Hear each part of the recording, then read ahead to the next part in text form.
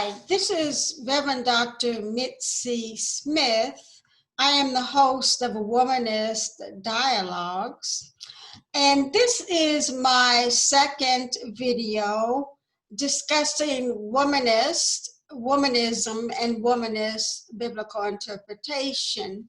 If you've listened to the first video, this is a series that I am creating.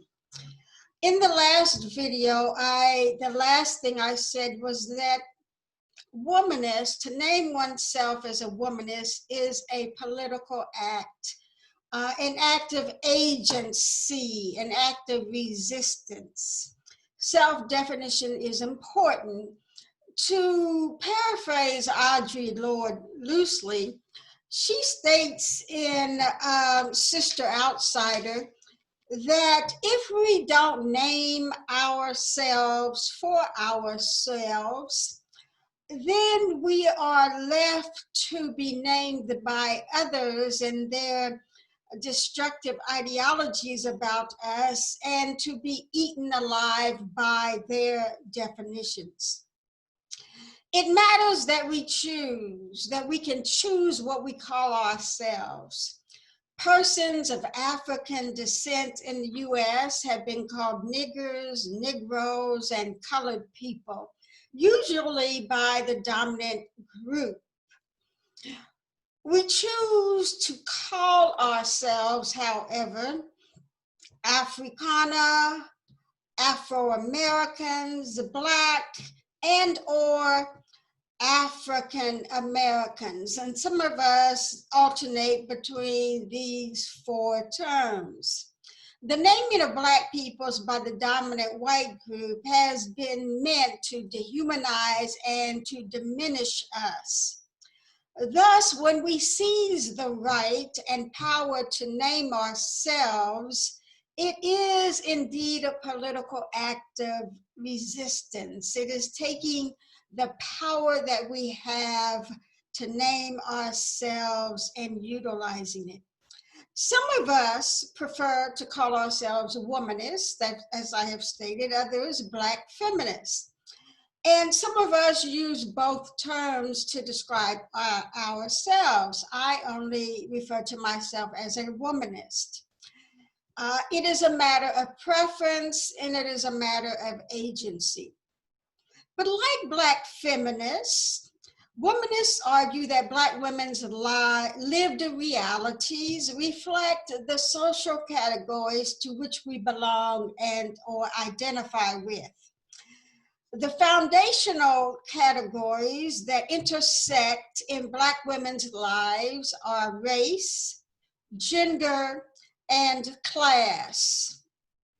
We can also consider religion, sexuality, and other social categories that mutually impact our lives.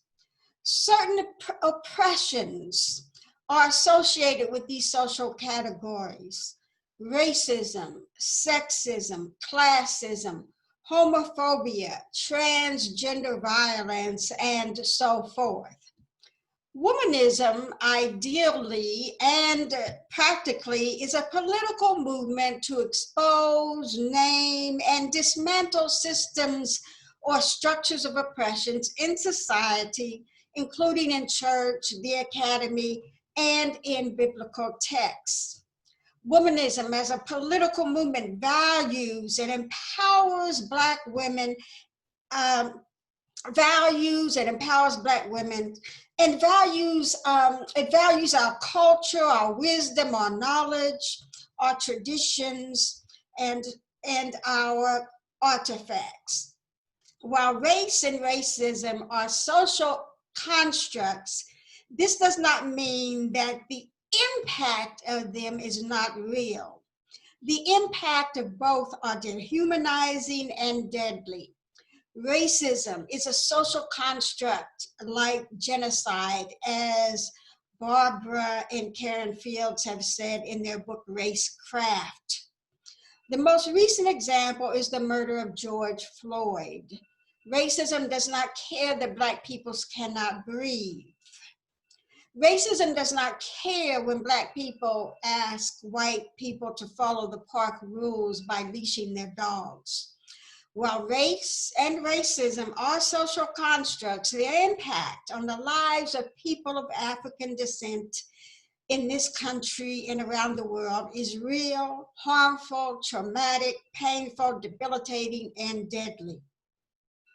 So I invite you to join me along this journey as I continue to provide short videos on my journey to define for you what womanist, womanism, and eventually womanist, biblical, and interpretation.